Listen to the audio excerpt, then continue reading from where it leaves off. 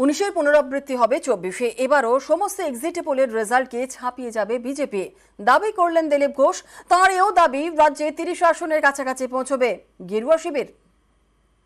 Exit pole অনেক হয়েছে, এ ব্যাপারে প্রথমেও কোনো সন্দেহ ছিল না যে প্রধানমন্ত্রী হবেন মোদী। 370 হবে কিনা বিজেপি, এনডিএ 400 পার হবে কিনা, এটা নিয়ে প্রশ্ন। কিন্তু ওইদিকেই যাচ্ছে গাড়ি।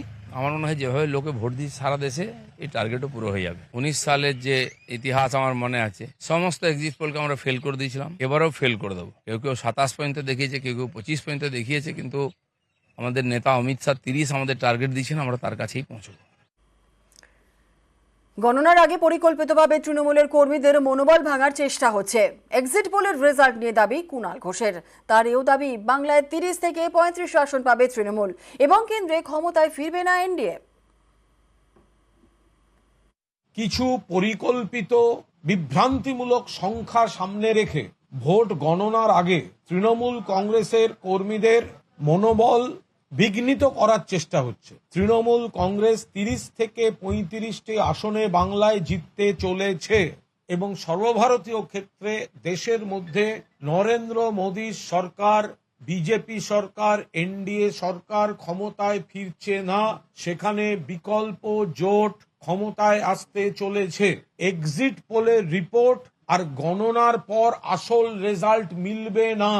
এটা হচ্ছে সম্পূর্ণ বিজেপি দ্বারা নিয়ন্ত্রিত, নরেন্দ্র মোদীর প্রভাবিত ঠাকুরমার ঝুলি।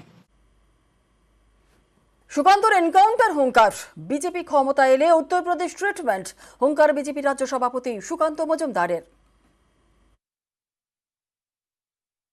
আমি কিন্তু পরিষ্কার এই গুন্ডা মস্তানদের বলে দিতে চাই যে বিজেপি ক্ষমতায় আসছে এবং বিজেপি ক্ষমতায় আসার পর বিজেপির কোনো নেতাকে ধরে, বিজেপির পতাকা ধরে, ঝান্ডা ধরে বিজেপিতে আসলে পরেও কিন্তু বাঁচবেন না। উত্তরপ্রদেশ ট্রিটমেন্ট হবে, পুরো এনকাউন্টার হবে।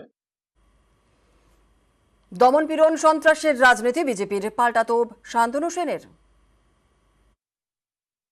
সারা ভারতবর্ষে সব থেকে বেশি এনকাউন্টার হয় উত্তরপ্রদেশে এবং সেখানে বুলডোজার চালিয়ে গরিব নিরীহ মানুষকে পিষে মারা হয়। সেই কারণেই এই এনকাউন্টারের দল এবং এই বুলডোজারের দলকে সারা দেশের মানুষ মনস্থির করেছে 2024-এর লোকসভা নির্বাচনে উৎখাত করবে। 4 তারিখে ইলেকট্রনিক ভোটিং মেশিন খুললেই বোঝা যাবে।